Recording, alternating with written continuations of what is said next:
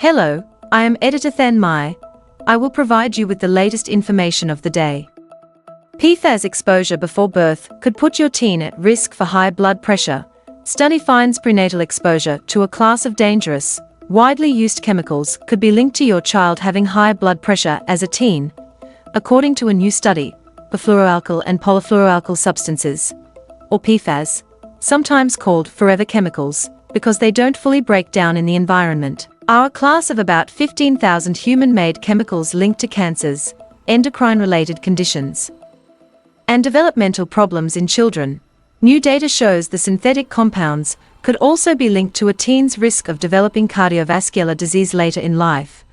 According to the study published Thursday in the Journal of the American Heart Association, researchers looked at data from 1,094 children over an average of 12 years. The study team compared measurements of 8 types of PFAS chemicals in maternal plasma samples 24 to 72 hours after birth and the children's blood pressure from medical records. According to the study, the kids who were exposed to higher levels of PFAS chemicals in utero were more likely to have higher blood pressure in childhood and adolescence, the research found. The connection was particularly strong in adolescents, male children and black children, said senior study author Dr. Mingyu Zhong, assistant professor of medicine at Harvard Medical School and Beth Israel Deaconess Medical Center. High blood pressure in teens. The study is observational, meaning that while it shows associations, it cannot prove that PFAS exposure is the cause of the elevated blood pressure, Zhong said. While researchers did adjust for other factors that could be at play, there could be other elements driving the connection between PFAS and blood pressure, he added. That said, the results are strong because this study is one of the largest and most diverse, while also using rigorous methods, said Dr. Carmen Marcit, Rollins Distinguished Professor of Research at Emory University's Rollins School of Public Health in Atlanta. He was not involved in the research. The topic is important to investigate, because if a child has high blood pressure, they are more likely to also have higher blood pressure later on, Zhong said.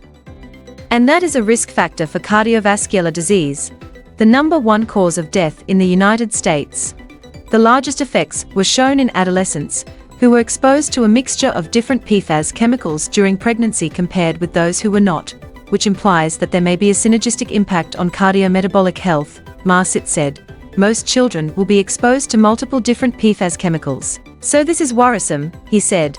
The fact that adolescence is the age when prenatal exposure to PFAS is most linked with higher blood pressure suggests that some of the PFAS chemicals could take a long period of time to show their impacts, Marcit said. A long latency of the effects would mean that people don't just need to worry about reducing exposures, but interventions also need to be developed to prevent the health outcomes in people who were exposed earlier, he added.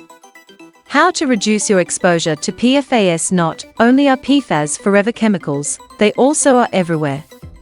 Chemicals. Data from the National Health and Nutrition Examination Survey shows that this class of chemicals can be found in nearly every person in the United States, Marcit said in a previous CNN story. There are things you can do to reduce your exposure, however, he added. Major sources of exposure include food, water, and waterproof or stain-resistant items, Marcit said. Helpful steps include drinking filtered water, using filters like those listed by the Environmental Working Group out of metal or glass containers, he said. Plastics contain PFAS and other toxic chemicals, Marcit said. A focus on fresh food can also help, as packaging for foods are often coated in PFAS chemicals, he added. And avoid using non-stick cookware, opting instead for metal, cast iron or ceramic pots and pans, he said. Dusting, vacuuming, and washing your hands before eating or drinking can also reduce PFAS exposure, Marcit said. Healthy lifestyle choices can reduce the risk of high blood pressure for children who have been exposed to PFAS, Zhong said. These include maintaining a healthy weight, eating a balanced diet, reducing salt intake, and encouraging physical activity, he added. But ultimately, an individual cannot solve PFAS exposure alone, Zhong said. We also need policy-level actions to limit and phase out PFAS use in products and industry, and to strengthen monitoring and regulation of PFAS in water systems, he added. Please like and subscribe to wait for the next information. Goodbye and see you again.